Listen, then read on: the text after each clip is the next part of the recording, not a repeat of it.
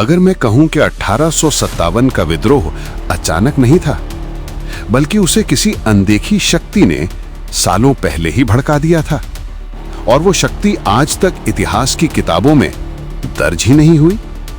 और अगर मैं बताऊं कि इस विद्रोह की शुरुआत बारूद से नहीं, बल्कि दो साधारण चीजों, एक कमल और एक रोटी से हुई, जिनकी असली मीनिंग आज भी रहस्य है, तो भारत 1856। गांव-गांव, बैरक-बैरक एक ही समय पर दो प्रतीक फैल रहे हैं, कमल और रोटी। किसी भी भाषा में कुछ नहीं लिखा, कोई संदेश नहीं, फिर भी हर भारतीय सैनिक उन्हें देखते ही समझ गया कि समय आ गया है। यह विद्रोह की पहली फुसफुसाहट थी, बिना आवाज की एक क्रांति। ब्रिटिश अधिकारी उलझे थे। उनकी रिपोर्ट एक ही बात दोहरा रहे थे कि कुछ बड़ा होने वाला है, पर क्या, किसके नेतृत्व में और कैसे?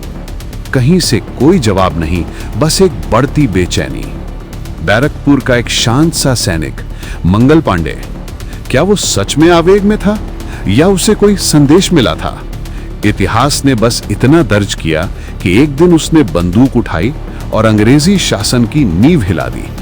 लेकिन क्यों, आज तक कोई नहीं जानता। नई इनफील्ड राइफल और उसके कारतूस की ग्रीस, गाय और सुअर की चर्बी की अफवाह जंगल की आग बन गई। पर सवाल यह नहीं है कि अफवाह सच थी या झूठ। सवाल यह है कि यह कथा पूरे उत्तर भारत में इतनी तेजी से कैसे फैल गई? किसने इसे फैलाया? करों का बोझ, अत्याचार, सेना में भेदभाव, रियासतों का विलय। जल रहा था तो पूरा भारत, बस आग दिखी सबसे पहले बैरकों में। यह विद्रोह कारतूस का नहीं, सम्मान, अस्तित्व और पहचान का था। अवध का विलय, एक ऐसा निर्णय जिसने लाखों किसानों, तालुकेदारों और राजाओं को एक झटके में बेदखल कर दिया। अवध का दर्द विद्रोह की सबसे गहरी चिंगारी था।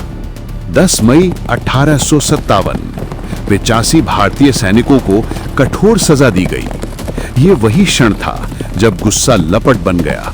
सिपाहियों ने हथियार उठाए, जेलें खोली और इतिहास दिशा बदलने को तैयार था। मेरठ से जो आग उठी वो सिर्फ 24 घंटों में दिल्ली पहुंच गई। किसी ने इसकी कल्पना नहीं की थी, ना अंग्रेजों ने, ना ही खुद सैनिकों ने। दिल्ली पहुंचकर सैनिकों ने बुजुर्ग बादशाह बहादुर शाह जफर से एक ही बात कही कि हमारे नेता आप होंगे। जफर खुद तैयार नहीं थे, लेकिन राष्ट्र उन्हें नेता बनाना चाहता था। क्यों? किसने उन्हें चुना? यह भी एक अनसुलझी कड़ी है। कानपुर में नाना साहिब, जिनकी पेंशन अंग्रेजों ने बंद कर दी थी, एक पर्सनल अपमान अब राष्ट्रीय विद्रोह का एक प्रमुख चेहरा बन चुका था। झांसी से उठी एक आवाज, मैं अपनी झांसी नहीं दूंगी। ये सिर्फ शब्द नहीं, एक साम्राज्य के विरुद्ध स्त्री शक्ति की सबसे तेज पुकार थी। लखनऊ में विद्रोह ने अंग्रेजों को महीनों तक रोक दिया। कहा जाता है कि यह ब्रिटिश इतिहास का सबसे जटिल सैन्य घेरा था। लंदन की संसद में पहली बार चिंता की रेखाएं दिखीं। सवाल उठे कि अगर भारत हाथ से निकल गया तो साम्राज्य का क्या होगा? लेकिन जवाब किसी के पास नहीं था। विद्रोहियों में साहस था, बलिदान था, पर एक कमी थी, एकीकृत नेतृत्व। अलग अलग मोर्चों पर अलग अलग सेनाएं लड़ रही थीं। अंग्रेजों ने इसका फायदा उठाया और क्रूरता का वो अध्याय लिखा जिसे इतिहास देखते ही कांप जाता है। 1857 का वीर विद्रोह धीरे धीरे थम गया, लेकिन इन बलिदानों की गूंज अंग्रेजी महलों तक पहुंच चुकी थी। 1858 का भारत शासन अधिनियम, ईस्ट इंडिया कंपनी समाप्त, भारत सीधे ब्रिटिश राज के अधिकार में। यही वो मोड़ था जिसने आगे चलकर भारत की आजादी की लड़ाई को एक दिशा दी। ब्रिटिश आर्काइव्स आज भी कई दस्तावेजों को लेकर स्पष्ट नहीं है। कौन था वो संगठन जो कमल और रोटी फैलाता था? कौन थे वो गुप्त संदेशवाहक?